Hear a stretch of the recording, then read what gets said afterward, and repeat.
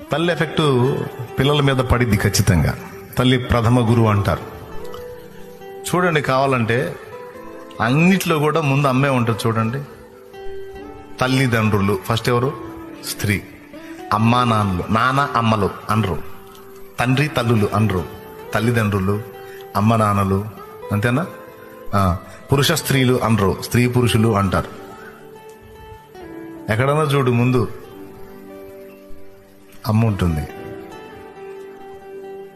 కొరహు కుమారులు అంత చెడిపోయిన తండ్రిని కలిగి ఉండి కూడా రత్నాల్లాగా ఉన్నారంటే తల్లి ప్రభావం.